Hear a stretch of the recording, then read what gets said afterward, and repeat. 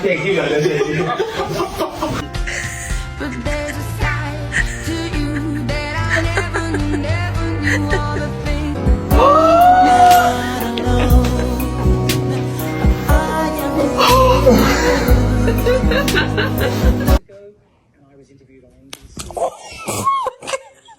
Well, my name's Amber.